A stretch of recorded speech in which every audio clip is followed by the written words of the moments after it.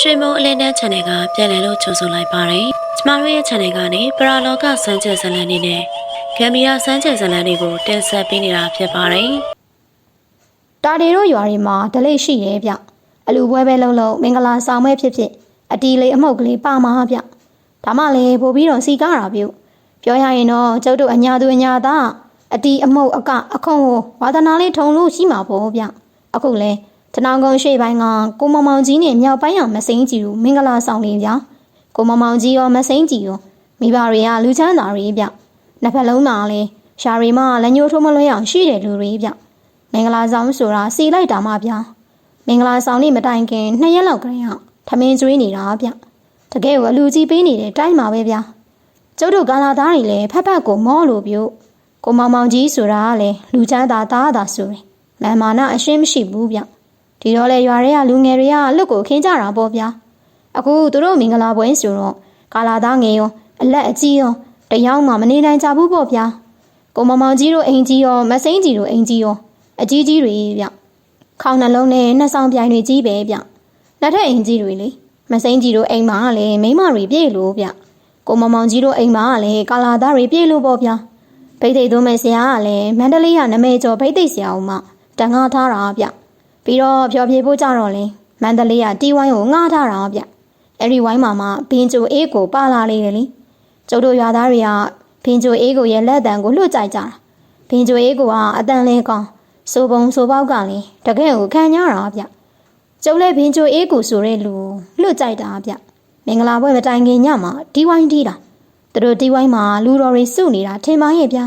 ဘင်းကျိုမဲဒလင်းဗမာဂီတာဒုံမင်းတယောပညာရှင်တွေစုံလို့ဗျဒါပေမဲ့ဘင်းကျိုအေးကိုကတော့အကျော်ကြားဆုံးပေါ့ဗျာအရိညာကိုမောင်ကြီးတို့ဝိုင်းထဲမှာပဲတီးဝိုင်းရဖျော်ပြတာဗျကိုမောင်ကြီးတို့ဝိုင်းရလဲအကျဲကြီးပဲကျုပ်တို့ရွာသားတွေရောဗန်ပွေးကုန်းကသားတွေပါဝိုင်းထဲမှာပဲပြည့်သိမ့်နေတာပြုကျုပ်တို့ကာလာသားတွေကတော့စိတ်နဲ့မကြည့်ရပါဘူးဗျာမနှက်ပြန်မင်္ဂလာဆောင်မှကျွေးဖို့မွေးဖို့ချက်ပြုတ်နေရတာဗျကိုမောင်ကြီးတို့ဝိုင်းနဲ့တောင်ဘက်ကက်ရက်ဝိုင်းကသူတို့ဘာထွေးဥဝေရရဲ့ဝိုင်းလီဗျာဖုံးဝေရကြီးရဲ့ဝိုင်းထဲမှာချက်ကြပြုတ်ကြရတာဗျဖုံးဝေရဝိုင်းကြီးကလည်းကျဲတော့ချက်ရပြုတ်ရအဆင်ပြေတာပေါ့ဗျာအကျွေးမွေးကြတော့ဝိုင်းနှဝိုင်းထဲမှာပဲမြကျွေးရမှာဗျဘုံဝေရရဲ့ဝိုင်းထဲမှာလေကနေပြင်းထိုးထားတယ်ကိုမောင်ကြီးတို့ဝိုင်းထဲမှာလည်းကနေပြင်းထိုးထားတယ်မင်္ဂလာဆောင်သားဆိုရင်အလူကြီးတစ်ခုလိုပါပဲဗျဝတ်သားထုံးကြီးတွေများနှက်ထားလိုက်တာဣလိုဗျကျုပ်တို့ထနောင်းကုန်းကကိုချက်ကြီးရအဆက်ပြုတ်ဆိုရင်လွတ်တော်တဲ့ဘိုးတော်ဗျကျုပ်တို့နီးနာရွာတွေမှာအလူတို့မင်္ဂလာဆောင်တို့ရှိလို့ကတော့ကိုချက်ကြီးကနာမည်နဲ့လိုက်အောင်ကိုချက်ပြီးသားပဲပြုအဲ့ဒီညချက်ရင်ပြုတ်ရင်နဲ့ဆေးလိတ်ကလေးဖွာရင်တီဝိုင်းကအဆိုတီးတွေကိုနားထောင်ရတာပေါ့ဗျာညနေလောက်ရောက်မှဘင်းကျိုအေးကိုရဲ့အလှည့်ရောက်တာဗျကောင်းလိုက်တဲ့ဘင်းကျိုတန်ဗျာအတီးကကောင်းတလောင်အဆိုးကလည်းပိုင်ပါပြီဘင်းကျိုအေးကိုရဲ့အတန်ကလည်းတကယ်ကိုကောင်းလာလားဗျဒါကြောင့်လည်းနမဲကြောပေးတာပဲပေါ့ပြေးလာဖေရဲ့တက်ဝေကိုစတီးတော့တာပြူဝိုင်းထဲမှာလက်ခုပ်တန်တွေညံသွားရောဗျမောင်အသွေးတွေမောင်အသားတွေဆေးဘက်ဝင်ပါသလားအဲ့ဒီလိုဆိုရဲနေရာမှာတီးပြီးဆိုလိုက်တဲ့အဆိုကလူတိုင်းရဲ့ရင်တွေကိုဖောက်ဝင်သွားတာပြူကျုံတောင်မှပါဇက်ကလိုက်ဆိုမိတာငါးကောင်တွေကဘင်းကြိုကြိုက်တယ်မှတ်တယ်ကိုချက်ကြီးကပြောတာဗျလေးလေးချက်ကြီးလို့သာကျုပ်ကခေါ်တာပါတကယ်တော့အသက်40လောက်ပဲရှိသေးတာဗျဟုတ်တယ်လေးလေးချက်ကြီးရေကျုပ်ကဒူရိယာတွေထဲမှာဘင်းကြိုတန်ကိုလွတ်ကြိုက်တာကောင်းဗျအေးကြိုက်မယ်ဆိုလေကြိုက်လောက်တာပေါ့တာတီယာဘင်းကြိုကထူးခြားတဲ့ဒူရိယာကွာတာတီယာတခြားကရိယာတွေကလက်ကွက်ပါတယ်ဘင်းကြိုကလက်ကွက်မပါဘူးကွာဟာဒါဆိုရင်ဒီအတန်တွေကိုဘလို့တီးရတာတုံးဗျတီးတဲ့လူရဲ့နားနဲ့ခံစားပြီးတီးရတာကွာဆိုတဲ့လူရဲ့အတန်အနေအမြင့်ကိုလိုက်ပြီးတီးရအတန်တွေကိုတော့ကိုယ်တိုင်နားထောင်ပြီးမှမှတ်ထားရလက်ကွက်မပါဘူးလေကွာပြီးတော့တီးတဲ့အခါမှာလည်းလက်နဲ့တီးရတာမဟုတ်ဘူးလက်ခံနဲ့ပဲတီးရတာအတန်တီးဖို့ဆိုရင်အပေါ်အောက်32လောက်ခတ်ပြီးတော့တီးရတာကွာတော်တော်ကိုလေးကျင့်ရတာပါကွာဟာဒါဆိုဘင်းကျိုးကတော်တော်ခက်ခဲတာပဲနော်လေးလေးချက်ကြီးရဲ့ဟုတ်တယ်ကွာတာတီးရပြီးတော့ဘင်းကျိုးမှာကျိုးက၄ချောင်းနဲ့ပါတာအပေါ်နှစ်ချောင်းကအကြအတန်တီးရတယ်ဘယ်တန်ပေါ့ကွာအောက်နှစ်ချောင်းကအတက်တန်ပေါ့ကွာညာတန်ပေါ့ကွာကျုပ်ထမင်းချက်ချန်ပီယံလေးလေးချက်ကြီးကိုတစ်ချက်လဲကြည့်မိတယ်ဒီလူဘင်းကျိုးအကြောင်းဒီလောက်သိနေတာအံ့ဩလို့ပြုကိုချက်ကြီးကကျုပ်လိုပဲ နဂါးစီးလေးတော်တော်ကြိုက်တယ်လို့ဗျနဂါးစီးဘောလေးတစ်လိပ်ကိုအသိညစ်ပြီးမီးညီအောင်ပဲဖွာနေတာဗျလေးလေးချက်ကြီးကဘင်းချိုကြောင့်သိလာကြည့်လားဗျဒါတည်းရလေဒီရွာသားလုံနေပြီးတော့ငါဘသူတူဆိုတာမင်းမသိဘူးလားကွာဗျာလေးလေးချက်ကြီးကဘသူတူမို့လို့တော့ဟာဒီကောင်လေးကတော့ငါဘင်းချိုပါစိုးရည်တူကွာဟုတ်လားဘင်းချိုပါစိုးကိုကျုပ်တိသားပဲဗျသူတီးတဲ့နန်းကြညိုကြုံငယ်ကနှစ်ခါလောက်တော့နားထောင်ပူပါလေဗျအေးအဲ့ဒီနန်းကြညိုကရိုးရင်းရလီကွာငါဘာတွေဘင်းချိုပါစိုးကတချင်းခန့်နေကျိုးတွေပတ်ပြိုးတွေတက်ရိုးရင်းကိုပို့ပြီးတော့ပိုင်နေကွာရိုးရတီးလို့ကတော့ဘာထွေးကိုဘဲဘင်းချိုစီအောင်မမီကြဘူးကွာအိုးဟုတ်မေဗျာလေးလေးချက်ကြီးကိုဘင်းချိုပါစိုးရဲ့တူးဆိုတာတာကျုပ်ကမသိတာဗျဘင်းချိုပါစိုးရဲ့နန်းကြညိုကြုံသားထဲမှာထွက်ကိုမထွက်တော့တာဗျဒါတော့မှတော်တော်ငငယ်ကနားထောင်ရတာနော်အေးဘင်းချိုသမားဆိုတာထန်ဒရာတေရှင်ကစတင်ပြီးတော့ကျိုးတွေပွဲတချင်းခန့်နေပတ်ဖြိုးတွေရိုးရတွေအားလုံးကိုပိုင်ပြီးဆိုမှကာလဘုံတီးကြတာကွာအခုတီးနေတဲ့ဘင်းချိုအေးကိုလေဒါတွေပိုင်ပြီးလို့ကာလဘုံတိတ်ကောင်းနေတာပေါ့ကွာဟုတ်မေဗျဘင်းချိုအေးကိုကတက်ဝေးပြီးတော့ brand ပြီးတော့ချစ်ရည်စင်ကျုပ်တို့ရွာသားတွေဆိုတာလက်ခုပ်တီးလိုက်ကြတာတဖြောင်းဖြောင်းနေပေါ့ဗျာနှုတ်နေပါဦးလေးလေးချက်ကြီးရဲ့လေးလေးရဲ့ဘာထွေးဘင်းချိုဘာဆိုဆိုတာမျက်စိမမြင်ဘူးဆိုဟုတ်တယ်ကွာငါဘာထွေးကအသက်20လောက်ကလေးဟာမျက်စိကွဲသွားတာနေပါဦးလေးလေးရဲ့ဘင်းချိုဘာဆိုကနောက်ပိုင်းစိတ်နောက်ပြီးရွာထွက်သွားတာဘယ်မှရှာလို့မရတော့ဘူးဆိုအေးထနောင်းကုန်းသားတွေကတော့ဒီလိုပဲပြောကြတာကွာငါဘာထွေးကစိတ်မနှောက်ပါဘူးကွာစိတ်ကောင်းပါတယ်ရွာထွက်သွားတယ်ဆိုတာတော့ဟုတ်တယ်ကွာဘယ်မှလိုက်ရှာလို့ကိုမတွေ့တော့တာမင်းစဉ်းစားကြည့်လေမျက်စိလုံးဝမမြင်တဲ့လူတစ်ယောက်ဟာဘလို့လို့ပြီးရွာထွက်သွားမှာတော့ဟာဟုတ်သားပဲဗျလေးလေးချက်ကြီးကဒါဆိုရင်ဘလို့ဖြစ်တာတော့ဗျငါတို့လည်းဒီနေ့အထိဘလို့မှကိုမတွေးတတ်ပါဘူးကွာတချို့ကတော့ညဘက်ကြီးတစ်ယောက်တည်းထွက်သွားလို့ရင်းချောင်းမှာရေစီးနေပါသွားတာဖြစ်မယ်လို့ပြောတာပေါ့ကွာဒါကတော့ကိုထင်ရမြင်အောင်မှန်တမ်းပြီးပြောကြတာပေါ့ကွာဒါပေမဲ့သေးကြတာတော့ငါဘာတွေဘင်းချိုပါဆိုဒီနေ့အထိအိမ်ပြန်မလာတော့တာသေးကြတာပေါ့ကွာဘင်းချိုပါဆိုထွက်သွားတာဘလောက်တောင်ရှိပြီတော့ဗျ10နှစ်ကျော်ပြီပေါ့ကွာအခုလောက်ဆိုရင်ငါဘာတွေတာရှိသေးအသက်60ကျော်ရောပေါ့တားတရားနေပါဦးဗျဘင်းချိုပါဆိုကိုဂျပန်ခေတ်တုန်းကဂျပန်စစ်တပ်ကဖမ်းပူသွားတယ်ဆိုဟုတ်လားလေးလေးချက်ကြီးဘာတွေကအဲ့ဒီတုန်းကမျက်စိကွဲနေပြီလို့ငါအဖပြောတယ်ကွာအဲ့ဒီတော့ငါအခါအလေလောက်ပဲရှိသေးတာလေတတိယဂျပန်စစ်တပ်ကငါတို့ထနောင်းကုန်းရွာတွေကိုဖျက်ပြီးချီတက်လာတာလေဟေးငါဘာထွေးကဂျပန်တွေရွာတွေကိုဝင်လာတာလည်းမသိဘူးလေကွာဘင်းချိုစိတ်ပါလက်ပါတီးနေစိုးနေတာပေါ့ကွာဒီမှာနေဂျပန်စစ်ဘုံကဒိုဝိုင်းရှိမှရက်ပြီးဘာထွေးရဲ့ဘင်းချိုတန်တေးသေးချာချာနားတောင်နေတာလေဟေးဘာထွေးကတော့မျက်စိမှမမြင်တာကွာဒါတွေပဲသိပါမလဲဘင်းချိုလည်းရက်သွားရောဂျပန်ဘူကသူ့စစ်သားတွေကိုအမိန်ပေးလိုက်တာစစ်သားတွေကအိမ်ပေါ်တက်ပြီးဘာထွေးကိုဆွဲခေါ်သွားရောတယ်ဟိဘာထွေးကလည်းသူ့ပင်ချိုကြီးကိုဘေးကိုချပြီးလိုက်ဖို့လို့တော့ဂျပန်ဘူကဂျပန်လိုအော်ပြောတယ်ကွာဒီမှာနေဂျပန်စစ်သားတွေကဘာထွေးရဲ့ပင်ချိုကြီးကိုပါယူသွားကြတာလေဟိအဲ့ဒီဂျပန်တပ်ကတို့ရွာနောက်ဘက်ကရိုးမပုံတက်ဆွဲပြီးတော့အကြာကြီးနေသွားတာလေကွာ3လလောက်ကြာတော့ငါဘာထွေးကိုလဲတစည်းနဲ့တင်ပြီးပြန်ပို့လိုက်တယ်ဘာထွေးကိုဂျပန်ဖက်ဆန်တွေကိုစားစရာတောက်စရာတွေရောအင်ကြီးချုပ်ဖို့ပိတ်အုပ်တွေရောပေးလိုက်တာမနှဲဘူးတဲ့ဟိဟာတော်သေးတာပေါ့ဗျာနေပါဦးဗျလေးလေးချက်ကြီးရဲ့ဘာထွေးကိုဂျပန်ကဘာလို့ဖို့ဖမ်းသွားတာတော့ဘင်းချိုတီးဖို့တဲ့ဟေးညဆိုရင်ဘာထွေးကဘင်းချိုတီးပြရတယ်တဲ့ကွဖြစ်ကျွန်တော်ဂျပန်စစ်ဘိုကလေဘင်းချိုတီးတက်တယ်ဆိုပဲဘာထွေးပြန်လာတော့ဂျပန်စကားနည်းနည်းပါးပါတက်လာတယ်ပြီးတော့ဂျပန်တချင်းတစ်ပုံနှစ်ပုတ်လေဘင်းချိုနဲ့တီးတက်လာတယ်ကွပြီးတော့ဂျပန်စစ်ဘိုကစားရဆောင်ရေးပေးလိုက်တယ်ရွာထဲကိုဂျပန်တပ်တွေဝင်လာရင်ဒီစာကိုပြလိုက်လို့မှားတဲ့ဟင်ဟုတ်လားမဟုတ်တာဗျာကြိုးကြားဘူးတဲ့အုံးပင်တက်လက်မှတ်ရတဲ့လူထက်ကိုစိုးနေမှာပေါ့ဗျမဟုတ်ဘူးကွာဂျပန်စစ်တပ်နဲ့ပါလာတဲ့ဂျပန်စကားပြန်တွေပြောတာဘင်းချိုပါဆိုဟာသူ့မိတ်ဆွေပါဘာဆိုလို့ရွာဒုက္ခမပေးကြပါနဲ့လို့ရေးထားတာရဲ့ဟိဒီစာကိုဂျပန်စစ်သားတွေကိုပြဘူးသေးလားဗျလေးလေးချက်ကြီးဟာပြဘူးပါပြီလားကွာရွာထဲကိုဂျပန်တပ်တွေဝင်လာတယ်ဘာတွေရဒီစာကိုပြလာတယ်ဟိ အဲဒီစာအုပ်တွေ့တဲ့ဂျပန်စစ်ဗိုလ်တိုင်းကစာအုပ်အလေးပြုသွားတာကြီးပဲတဲ့ဟိနောက်မှငါတို့အဘတီးကြတာဒီစာအုပ်ရေးပေးတာသူတို့ရဲ့ဗိုလ်ချုပ်ကိုယ်တိုင်ဆိုပဲကွာဒါကြောင့်လဲအောက်ငါထိုးထားတဲ့လက်မှတ်နဲ့တစိမ့်တုံးကိုမြင်နိုင်အလေးပြုကြတာပေါ့ကွာဟာကောင်းလိုက်တာဗျာဒါဆိုဘင်းချိုပါဆိုးကိုခေါ်သွားတာဂျပန်ဗိုလ်ချုပ်ပေါ့အေးဟုတ်တယ်ငါဘာတွေဘင်းချိုပါဆိုးရဲ့ကျေးဇူးကြောင့်ထနောင်းကုန်းရွာလေးရောက်ဂျပန်ရွှေတက်လုံးဝအစွဲမခံရတယ်လို့ဂျပန်စော်ကားမော်ကားလောက်တာလေလုံးဝမခံကြရဘူးလေကွာအေးဗျာ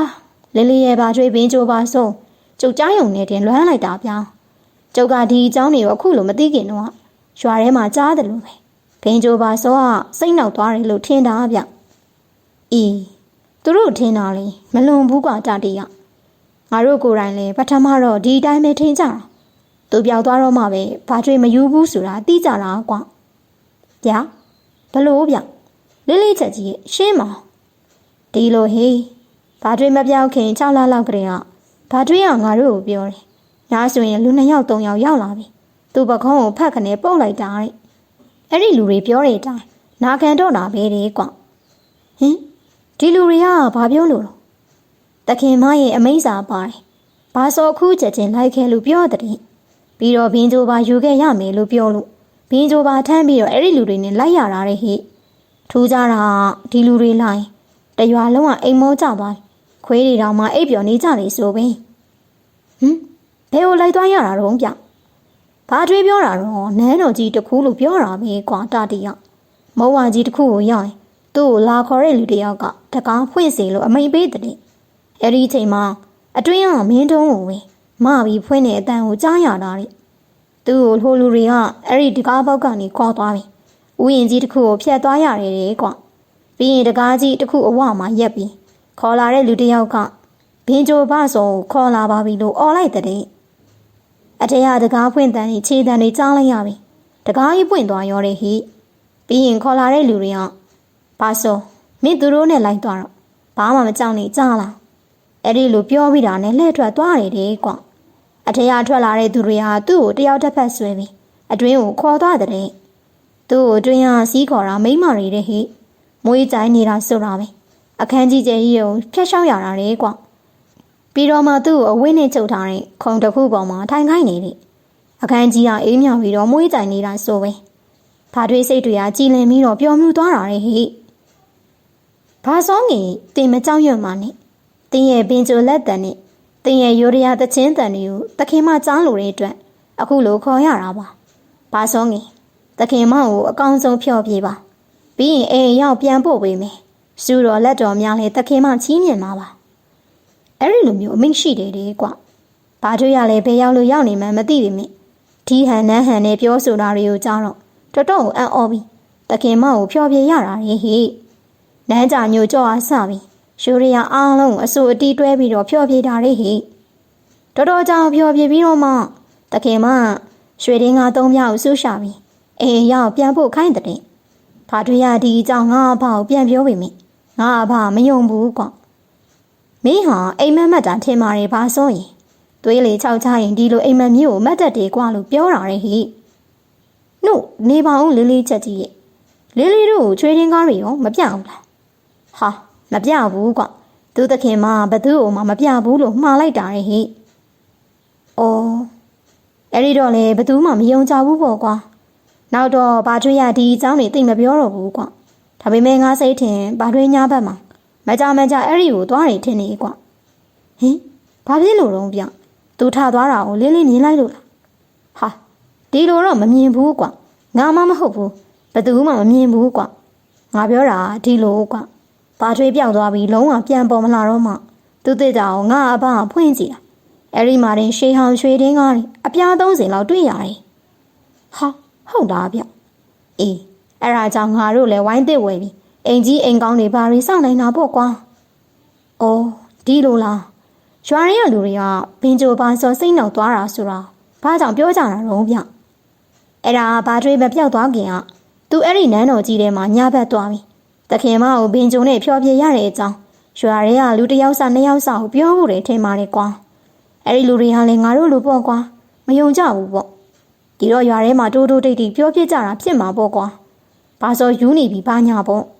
အဲ့ဒါကြောင့်ဘာထွေးရယူနေတယ်လို့သတင်းတွေရွာရဲပြက်နေတာပေါ့နောက်ဆုံးငါဘာထွေးရလည်းတကယ်ပြောက်သွားတော့စိမ့်လောက်ပြီးရွာထွက်သွားတာလို့ပဲပြောကြတော့တောင်ပေါ့ဘာထွေးမယူဘူးဆိုတာကိုတော့ဘာထွေးရဲ့ရွှေတင်းကားတွေရလိုက်တဲ့ငါတို့မိသားစုကပဲသိကြတာပေါ့ကွာဒါပေမဲ့အဲ့ဒီကြောင်တွေကိုငါတို့ကလည်းလူတွေကိုပဲပြောမှာတော့ကွာဒီတော့ဘာထွေးရစိမ့်လောက်ပြီးထွက်သွားတဲ့အတိုင်းပဲထားလိုက်ရတာပေါ့ကွာကျုပ်လေဘင်ချိုဘာစောအကြောင်းအခုမှပဲသိရတော့တယ်တော်စိတ်ဝင်စားစရာကောင်းတာပဲဗျဘင်ချိုအေးကပရိသတ်ရဲ့တောင်းဆိုမှုကြောင့်တဝေတချင်းကိုတစ်ခါထပ်ပြီးဆိုပြီးတီးပြတယ်ဗျအဲ့တော့ပြီးတော့တီဝိုင်းလေးသိမ့်သွားတယ်ည2 နာရီလဲကြော့ပြီးလေဗျနောက်နေ့ကျတော့မင်္ဂလာဘိတ်သိက်သွန်တီဝိုင်းရလဲမင်္ဂလာတချင်းတွေတီးကြမှုကြောင့်အိုးစီလိုက်တဲ့မင်္ဂလာဆောင်ပြောင်းပြီးတော့အကျွေးမွေးရလဲတော်ယုံတန်ယုံအလူများဒီမင်္ဂလာဆောင်ဘယ်မိပါမလဲကျုပ်ဖြင့်ဘယ်မှမသွားတော့ပဲအိမ်မှာပဲနားနေတာနှစ်ရက်တောင်ရှိပြီဗျဒီနေ့လဲအမေချက်တဲ့ချန်စီယိုဟင်းရွန်းစုံကြော့ကလေးနံပါတ်ကျင်တော့ကလေးရဲ့နဲ့ထမင်းနံပါတ်ခံလောက်စားပြီးဝိုင်းနေရမကြီးပင်ကြီးအောင်မှာတေတာကိုပြစ်လေးကိုပစိုးဟောင်းလေးနဲ့ခါလိုက်တယ်။နှွေးဆိုတော့ကျုပ်တို့ညာမှာလွတ်ဖုံးထတာဗျ။ကျုပ်ကောင်းနေကြောင့်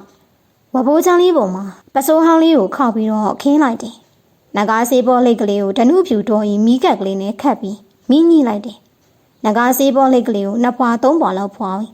မျက်စိမဖွင့်နိုင်တော့ဘူးပြို။ကျုပ်လည်းဆေးဘောလိတ်ကလေးကိုပြာခွက်ခက်လေးတွေကိုချလိုက်တယ်။ဝဘိုးချမ်းမုံကိုခေါင်းချလိုက်တာနဲ့ကိုအိပ်ပျော်သွားတာပါပဲဗျာ။တာတီဆရာဘူးကိုနင်းလိုက်ပြီးကူညီလိုက်ပါမဖဲဝါရဲ့အတန်ကြီးဗျကျုပ်ကြားလိုက်ရတာအတန်မေးကြားရတာဗျမဖဲဝါကိုကျုပ်မြင်ရတာမဟုတ်ဘူးတာတေဆရာဘူးကိုနင်းလိုက်ပြီးကူညီလိုက်ပါဟောကြားရပြန်ပြီကျုပ်ဟိုးကြီးဒီကြီးနေလိုက်ရှာကြည့်တယ်ဘယ်သူကမှမတွေ့ဘူးဗျအတန်ကတော့မဖဲဝါရဲ့အတန်စစ်ပဲဆိုတာကျုပ်သိတယ်တာတေဟဲ့တာတေဒီကောင်စင်းယူနေတာကိုကျုပ်ဖြတ်ကနေလန်နိုးသွားတယ်ဒီတော့မှနေကင်းကြောင်တောင်ကျုပ်အိမ်မက်မက်နေတာကိုတီးလိုက်တော့တယ်ဗျဝိုင်းဝါကိုလှမ်းကြည့်လိုက်တော့ဝက်ဘက်ခေါမောက်ကလေးဆောင်ပြီးရက်နေတော့ချော်ရင်းကောင်ကကိုကြီးသိမ့်မောင်ဗျအရက်ကြီးကဂလန်ဂလာကြီးနဲ့သွားအဖွေးသားနဲ့ကျုပ်ကိုရီကျဲကျဲလုပ်ပြီးကြည့်နေတာဗျကျုပ်ကလည်းတစ်သားကိုပြစ်ပေါ်မှာလူလဲထားလိုက်ပြီကိုကြီးသိမ့်မောင်လာလေဗျခမကျုပ်အိမ်လာတာဧည့်သည်လုံနေရတာဗျကိုကြီးသိမ့်မောင်ကတကယ်ကိုလူယိုအသက်30လောက်ရှိပြီအိမ်အောင်လည်းမဖြစ်ဘူးမိဘတွေရမှာပဲအလုပ်လုပ်တာညီကို2 ယောက်ရှိတာဗျသူညီကကိုသိန်းဆောင်နဲ့သူ့ထက်3 နှစ်လောက်ငယ်တယ်ကိုသိန်းဆောင်ကလည်းသူ့လိုပဲလူရိုးကြီးပါပဲဗျအလုပ်တော့လှုပ်လှုပ်တဲ့လူတွေပြုအတော်အစားလောင်းကစားကလည်းကင်းကြတယ်ဗျရွကျိုးကလည်းအလွန်လှုပ်တဲ့ညီကိုတွေပဲရှော်ရင်းကုန်းသားတွေထဲမှာကိုကြီးသိန်းမောင်တို့ညီကိုကတကယ်ကိုလူရိုးသေးရှင်ရိုးသေးပါပဲဗျကျုပ်ခေါ်လိုက်တော့မှဝိုင်းထဲကိုခြေလန်းချင်းရွေ့ရင်လှမ်းဝင်လာတာဗျကိုကြီးသိမ့်မကုန်းချောင်းလာတာလားလဲမပါခဲ့ဘူးလားမပါဘူးတာတီငါကုန်းချောင်းမင်းလာခဲ့တာနွားမအားလို့လားအေးကွသိန်းဆောင်ကဒီနေ့အစောကြီးကလေးအားထပြီးစီကျိတ်နေတော့နွားတွေပင်ပန်းနေတာနဲ့လဲမမောင်းတော့ဘူးကွာဒီအတိုင်းပဲရှောက်လာခဲ့တော့တယ်ကျုပ်ကအိမ်ပေါ်ကိုတက်ပြီးရင်နှွေးပန်းနဲ့လက်ဖက်အုပ်ကလေးကိုရှူခဲ့တယ်ကျုပ်တို့အညာအိမ်တွေကတော့လက်ဖက်တို့မြေပဲကြော်လို့ဆိုတာပြက်တယ်လို့ကိုမရှိပါဘူးဗျာကိုကြီးသိန်းမောင်ငကားဆေးဘောလေးအစ်စ်တလိမ့်မီးညှိပြီးတော့တဲလိုက်တယ်ကိုကြီးသိန်းမောင်ကဆေးဘောလေးကလေးကို3-4 ဖွာဖွာပြီးချထားလိုက်တယ်ပြီးတော့ကျုံငယ်ပြီးတဲ့ယူနီချမ်းပုပုကလေးကိုဟိုကနေမှုတ်ပြီးတော့ကြိုက်ချလိုက်တယ်လက်ဖက်တစွန်းလေးခတ်ပြီးစားတယ်ဒီလိုဟေးတာတေးရငါတို့အိမ်မှာဆရာကြီးတယောက်ရောက်နေတယ်ကွဘယ်ကဆရာကြီးတုံးဗျဆေးဆရာလားငါတို့အဘငငယ်ကအကာအကွယ်ဆေးတွေထိုးပြီးတယ်ဆရာလို့ပြောတယ်ကွကိစ္စလေးတစ်ခုရှိလို့ရောက်လာတာဆရာကြီးကအသက်90လောက်ရှိပြီကွဒါပေမဲ့တော်တော်ကိုတန်တန်မောင်မှဖြက်ဖြက်လက်လက်ရှိတယ်ကွအခုငါအဘစီကိုရောက်လာတာကိစ္စတစ်ခုရှိလို့တယ်ဟေ့ဘာကိစ္စများတော့ကိုကြီးသိမ့်မောင်တိုက်တူးမလို့ရဲကွဗျာတိုက်တူးဘူးဟုတ်လားမဖြစ်နိုင်တာဗျာဖြစ်နိုင်တယ်ကွတာတီရောက်ဒီဆရာကြီးကတီလာသမားကြီးအတော်ရှိတာသူများအသွေးတောင်လုံးဝမစင်အောင်ကွ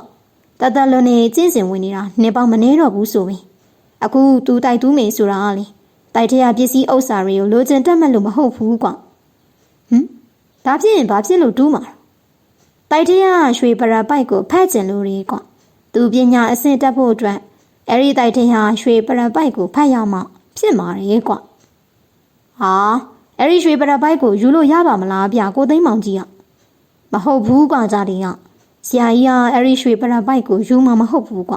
အဲ့ဒီနေရာမှာတင်ဖတ်မှာဖတ်ပြီးတာနဲ့တိုက်ထဲကပြန်ထွက်မှာတဲ့တိုက်ထဲကပစ္စည်းတွေကိုလေအဲ့တို့တစ်ချောင်းတောင်မှမယူဘူးတဲ့ကွအော်အေးအဲ့ဒီနေရာမှာသူ့နောက်ကတပည့်တယောက်လိုချင်လို့တယ်ကွအဲ့ဒီတပည့်ဟာတတိကောင်းရမယ်ပြီးတော့လောဘစိတ်ရှိတဲ့လူမဟုတ်ရဘူးတဲ့ဆရာစကားကိုနားထောင်နေသူဖြစ်ရမယ်တဲ့ကွဆရာကြီးပြောတော့ငါကမင်းကိုတန်းမြင်တာဟိသိန်းဆောင်ကလည်းအဲ့ဒီလိုလူဟာဒီနေမှာတာတေတယောက်ပဲရှိတယ်ကွအကိုကြီးရလို့ပြောတယ်အော်ကျုပ်ကအဲ့ဒီဆရာကြီးရဲ့တပည့်လုပ်ပြီးတိုက်ထဲကိုဝင်လိုက်ရမယ်ဆိုပါတော့ဗျာအေးဟုတ်တယ်တာတီရဒါဒီဆိုရဲကျုပ်ကလေဒီလိုထူးထူးဆန်းဆန်းကိစ္စတွေဆိုရင်ဘယ်တော့မှလက်လွတ်ရိုးထုံးစံမရှိဘူးလေဗျာအဖားနဲ့အမေကိုပြောပြပြီးကျုပ်ကိုကြီးသိန်းမောင်နဲ့တခါတည်းပဲလိုက်ခဲ့လမ်းကိုရောက်တော့ကျုပ်ကကိုကြီးသိန်းမောင်ကိုမေးမိတာဗျနေပါဦးဗျာကိုကြီးသိန်းမောင်အဲ့ဒီဆရာကြီးရဲ့နာမည်ကဘသူတဲ့တုံးဆရာဖိုးတယ်ကွဗျာဆရာဖိုးဟုတ်လားကိုကြီးသိန်းမောင်ကျုပ်ကတန်းတော်မေးလိုက်တော့ကိုကြီးသိန်းမောင်ကအံ့ဩပြီးတော့ကျုပ်ကိုကြည့်တယ်ဗျမင်းသိလို့လားတာတီဟာမသိပါဘူးဗျာစောစောကအဲ့နေတော့အိမ်မက်ထဲမှာမဖဲဝါကျုပ်ကိုနှစ်ခါတောင်ပြောတာဗျဟေးမဖဲဝါဟုတ်လားမဖဲဝါဘာပြောလို့လဲဆရာဖိုးကိုလိုက်ပြီးကူညီလိုက်ပါတယ်ဗျဟေးဟုတ်လားတာတီထူးဆန်းလာကြည့်လားကွဆရာဖိုးဆိုတာဖြူဖြူသွဲ့သွဲ့ဗျဥပရိယုတ်ကတော်တော်ကိုခံရတဲ့ပုံကိုပါဗျတီလာသမารီအပြည့်ရှိတဲ့ပုံဗျအဲ့ဒီညမှာဆရာဖိုးကကျုပ်ကိုအင်းသုံးချက်ပြီးပထမအင်းရငကားတွေလာရင်ပြည့်ရမယ်တဲ့ဗျဒုတိယအင်းကဂလုံးတွေလာရင်ပြည့်ရမယ်တဲ့တတိယအင်းကတော့တက်ဆောင်အင်းဆိုပဲအင်မတန်လိုအပ်မှပြည့်ရမှာတဲ့ဗျရှော်ရင်ကောင်အနောက်ဘက်ကိုဆရာဖိုးနဲ့ကျုပ်ထွက်လာခဲ့ကြတယ်ည10 နာရီတိတိဗျလာရောင်ဖြော့ဖြော့လေးရာခင်းနေတယ်အလင်းရောင်ဝါဝါလေးကြနေရာခင်းကြီးတစ်ခုလေးကိုရောက်တော့ဆရာဖိုးကရက်လိုက်တယ်ရာတော်ဆက်မှာပေါက်နေတဲ့ထမ်းပင်တွေထနောင်းတွေတမုံပင်တွေအနေထားကိုအကဲခတ်ပြီးကြည့်ဒီနေရာပဲကွာမောင်တာတီးရကဲမင်းနောက်ကိုနည်းနည်းစုံနေဆရာတိုက်ကိုအမိတ်ပြန်ပြီးအင်းပြစ်တော်မယ်ကျုပ်ကနောက်ကိုနည်းနည်းစုံနေလိုက်တယ်ဆရာဖိုးကကားဓာရီမန်တန်တွေယူပြီးအမိတ်တော်ပြန်နေအမိတ်ပြန်ပြီးတော့နေလက်ထဲကအင်းနဲ့ပြစ်လိုက်တယ်ဟာဝုန်းဆိုတဲ့အတန်ကြီးနဲ့ဘွားခနဲ့ပေါ်လာတာနန်းဆောင်ကြီးဗျရှေ့မှာဝင်းတိုင်းမြင့်ကြီးနဲ့ကနုတ်ပန်းတွေပေါ်ထားတဲ့တကားကြီးနှစ်ချက်ပိတ်လို့ဆရာဖိုးကပါဇက်ကမန်တန်တွေရွတ်ပြီးနောက်ထပ်အင်းတစ်ချက်နဲ့ထပ်ပြီးတော့ပြစ်လိုက်တယ်ဟာတကားကြီးနှစ်ချက်ဝုန်းကနေပွင့်သွားတာပြို့ဆရာဖိုးကကျုပ်ကိုခေါင်းငိတ်ခေါ်ပြီးရှင်းရနေဝင်းချသွားတယ်ကျုပ်ကလည်းနောက်ကလိုက်ရတာပေါ့ဗျာဟာစစ်တီတွေပြေးထွက်လာပြီးပြို့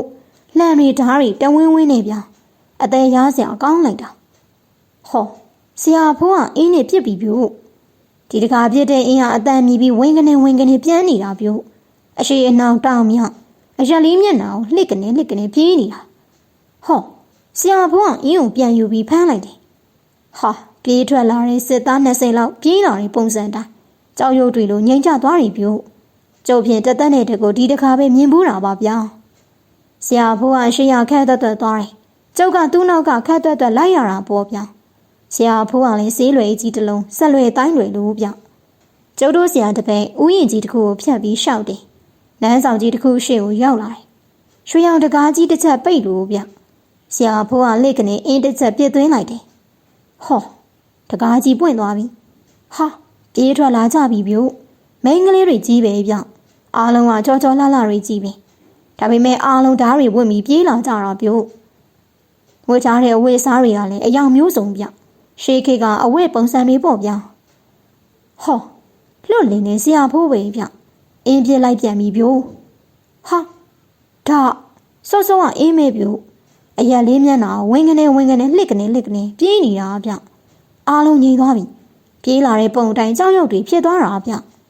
ဆရာဖိုးအဲ့ဒီမိန်းကလေးတွေကိုကြော်ပြီးတုတ်နဲ့ဝင်သွားတယ်သူသွားတဲ့နေရာကိုကြုံလှမ်းကြည့်လိုက်တော့ရွှေကလန်းနဲ့တင်ထားတဲ့ရွှေပရပိုက်ကြီးတစုဗျလက်စာသက်တော့ဆရာဖိုးလာရှာတာဒီပရပိုက်ကြီးကိုဆရာဖိုးကအပြေးလွှားသွားပြီပရပိုက်ကြီးရဲ့ဘေးမှာရိုးရိုးသေးသေးကျုံလေးထိုင်နေဖက်လိုက်တော့တာပဲပြို ကျုပ်အလဲကိုရောက်ပြီလေဆရာဖိုးပေးထားတဲ့အင်းတွေကိုအစီအစဉ်တိုင်းထပ်ပြီးတော့ကျုပ်ကင်ထားတယ်ဘေဘီကိုလည်းကျုပ်လှည့်ပတ်ကြည့်နေတယ်ကျုပ်ပို့ဆောင်လို့မဖြစ်ဘူးဗျဆရာဖိုးရဲ့အသက်ကကျုပ်ရဲ့လက်ထဲမှာရှိနေလေပြီဗျပြောရရင်တော့ကျုပ်အသက်လည်းပါတာပေါ့ဗျဟာအနောက်ဘက်ကနေမွေကြီးတွေထွက်လာပြီအော်မလီပပြင်းကြီးတွေခွက်လို့ဗျကြောက်စရာကြီးတွေဗျဘဏ္ဍကောင်မန်းတော်မှမသိတော့ပါဘူးဗျရွှေပရပိုင်ကြီးကိုတဲကြီးမဲကြီးဖတ်နေတဲ့ဆရာဖိုးကတော့ဘာလို့မှသိဖို့မပေါ်ဘူးဗျကျုပ်သာရွှေသည်ချွေးပေါက်တွေကျနေတာဗျကျုပ်ရှိကိုတလန်းတိုးလိုက်တယ်ဆရာဖိုးကငကားလာရင်ပြစ်ဖို့ဆိုပြီးအင်းပေးထားတာဗျအခုတော့ငကားမလာဘဲနဲ့မွေးလေးလာတာဘာပဲဖြစ်ဖြစ်မွေးလဲငကားပဲပေါ့ဗျကဲကွာကျုပ်ပြစ်လိုက်ပြီဗျအင်းနဲ့လှမ်းပြစ်လိုက်ပြီဟာမိကိုလုံးကြီးထပြီးမွေးတွေပျောက်သွားပြီဗျကျုပ်လေတော်တော်ကိုအားတက်သွားတာပဲဗျဆရာဖိုးကတော့ဖတ်နေတယ်ဗျခေါင်းကိုစိုက်နေတာပဲဗျရွှေပရပိုက်ထဲရစာတွေကိုအလိုကျက်နေတာထင်နေဗျဒီဖိုးကြီးကြည့်ရတာညံကောင်းမဲ့ပုံပဲဟာဘာအသံတွေတုံးဗျအမလီလေးနုကြီးတွေဗျကျုပ်တို့နဲ့မလန်းမကက်မှပြန်နေတာဗျအလိုမျက်နှာတွေကလူမျက်နှာကြီးတွေဗျအကောင်ကကြောင်ကြီးတကောင်ကောင်လောက်ရှိပြီတောင်ပန်ကတော့လင်းတို့တောင်ပန်ကြီးတွေဗျဆရာဖိုးပြောတော့ဂလုံးလာမယ်ပြောပြီမိအခုလာတာလူမျက်နှာနဲ့လင်းတို့ကြီးတွေဗျအကောင်30လောက်ရှိပြီကျုပ်ရှိကိုနှစ်လန်းတိုးလိုက်တယ်ကဲကွာဂလုံးပဲဖြစ်ဖြစ်လင်းတို့ပဲဖြစ်ဖြစ်ငှက်ပဲဗျကျုပ်ပြစ်ပြီးဗျဒုတိယဂလုံးအင်းနဲ့ပြစ်လိုက်ပြီဟာမိကိုတွေအလုံးလိုက်ထွက်ပြီးပျောက်သွားပြီဗျကျုပ်ဖြင့်စိတ်ထဲမှာပျော်လိုက်တာမပြောပါတော့နဲ့ဗျဆရာဖိုးကသူ့ရဲ့ရွှေပရပိုင်ကြီးကိုစူးစိုက်ပြီးဖတ်နေတော့မယ်ဗျကျုပ်လည်းနောက်ဆုံးအင်းကိုကြစ်ကြစ်ပေါင်စုပ်ပြီးတော့ကြည့်နေရတာပေါ့ဗျဒါပေမဲ့ဘာမှမလာတော့ဘူးဗျငြိမ်သွားပြီဟောပြီးပြီဆရာဖိုးဖတ်လို့ပြီးသွားပြီခက်တုတ်တုတ်ထပြီးကျုံစီကိုရှောက်လာတယ်မောက်တာဒီမင်းကတော့အာကကောင်းမေးကွာကျုပ်ကိစ္စအောင်သွားပါပြီတိုက်ထဲကပြန်ထွက်ဖို့ပဲရှိပါတော့တယ်ဟာဒါဘာတန်တော့ကွာမောင်တာဒီဒါဘင်းကြိုတီးတွေတန်ပြဆိုနေတဲ့တချင်းကနန်းကြမျိုးကျော်ရိုးရရဗျအီးတော်တော်ကောင်းနေအဆိုတီးပါလားကွတတိတာဟေမောင်တာဒီတိုင်နှန်းရှင်ရဲ့မာယာတွေဖြစ်နေအောင်မေးကွာဟာမဟုတ်ဘူးဆရာကြီးဒါကျုပ်တို့ရွာဘာစောကြီးရဲ့အတန်ဗျဘင်းကြိုဘာစောလီဘင်းကြိုဘာစောဗျဟေးကြံကြီးစီရမောင်တာဒီရမင်းတို့ရွာဘင်းကြိုစီရဒီတိုက်ထဲမှာရှိပါမလားကွာဒါတိုင်နှန်းရှင်ရဲ့မာယာပဲဟိတတိထမောင်တာဒီဟာမဟုတ်ဘူးဆရာကြီးဘင်းကြိုဘာစောပြောက်သွားတာ10နှစ်ကျော်ရှိပြီဗျကျုပ်သွားကြည့်ကျင်နေဆရာကြီးဟိုဘက်အဆောင်ကထွက်လာတဲ့အတန်ဗျ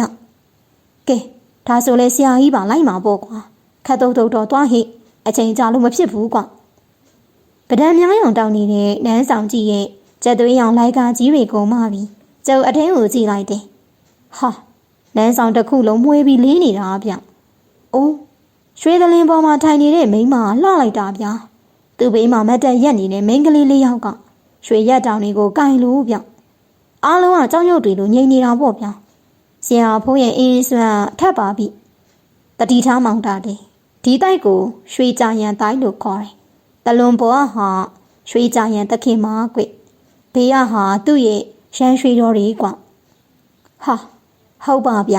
ရွှေကြရန်တခင်မရဲ့ရွှေကဂတိပါဖုံပေါ်မှာထိုင်ပြီးဘင်းကြိုအဆက်မပြတ်တီးနေတာကျုပ်တို့ရွာဥပါစောကြီးမှာဥပါစောကြီးစေးပြ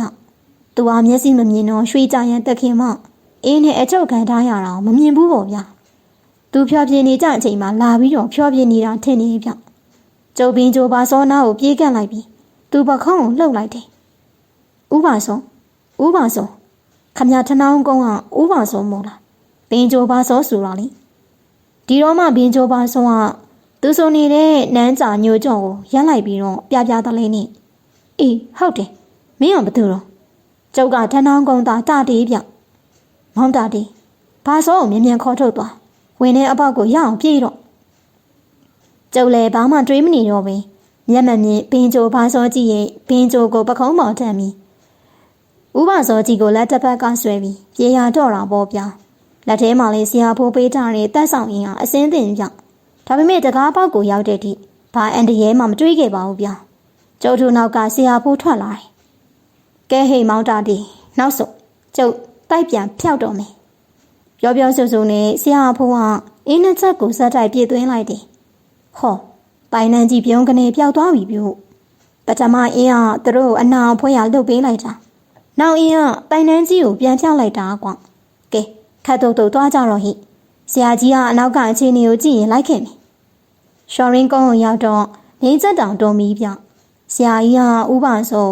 နောက်တစ်ခါတိုက်ကလာမခေါ်နိုင်အောင်အင်းတစ်ချက်ပြားချပြီးတိုက်တယ်မနက်ပိုင်းမှာပဲကိုကြီးသိမ်းမောင်ကကျုံနေပင်ကြိုပါဆုံးကိုသူ့လုံးနဲ့လိုက်ပို့တယ်ကျုံမပြန်ခင်ဆရာဖိုးကကျုပ်ကိုကျေးဇူးတင်လို့ဆိုပြီးအင်းတွေပေးလိုက်တယ်ဗျဆရာဖိုးရဲ့အင်းတွေစွမ်းတာတော့ကျုပ်လက်တွေ့ပါပဲဗျထနောင်းကုန်းကိုရောက်တော့ကျုပ်ကလဲကိုကိုချက်ကြီးတို့ဝိုင်းနေအတီကိုတန်းပြီးတော့မောင်းခိုင်းလိုက်တယ်လေးလေးချက်ကြီးမြက်မြက်လာပြုတ်ဟေးတားတီလားဘာဖြစ်လို့တော့ကွာဒီမှာခမားပါအတွင်းပင်ကြိုပါဆုံးကိုကျုပ်ပြန်ခေါ်လာပြီဗျဟေးဟုတ်လားဘယ်မှာတော့ဝိုင်းနေကကိုချက်ကြီးတို့မိသားစုတွေပြေးထွက်လာကြတာပြုဟာဘာတွေ့ဟာအကိုလေးပါလားပြောရင်းနဲ့ပဲပင်ကြိုပါစောကြီးကိုဖတ်ပြီးငိုကြပါလီရောဗျပင်ကြိုပါစောကလည်းမျက်ရည်တွေကျလို့ပေါ့ဗျဒီတရင်ကချက်ချင်းအိမ်ကြီးချင်းတွေစီကိုပြန့်သွားပြီရွာရဲကလူတွေပါရောက်ချလာကြတာပေါ့ဗျသူတို့တွေဝိုင်းနဲ့ဝင်သွားတဲ့အချိန်မှာပဲကျုံနဲ့ကိုသိန်းမောင်ကလဲနဲ့ပြန်ထွက်လာခဲ့ရတာပြုကျုပ်တို့ရွာသားတွေဆိုတာအန်အော်လွန်းလို့အဲ့ဒီနေ့ကထမင်းစားဖို့တော့မေ့နေကြတယ်ဆိုပဲအဲ့ဒီညကစပြီးကျုပ်တို့ရွာထဲမှာဘင်းကြိုပါစောရဲ့နန်းကြညိုကြောဘင်းကြိုတန်လေးကအမြဲတမ်းလွှမ်းနေတော့တာပေါ့ဗျဟုတ်ကဲ့ပါပရိသတ်များရှင်ဇလန်းလေးကဒီမှာပဲပြီးဆုံးသွားပါပြီအဆုံးဒီနောက်ဆင်ပြီးကြတဲ့ပရိသတ်တယောက်ချင်းစီတိုင်းကိုအထူးပင်ကျေးဇူးတင်ရှိပါတယ်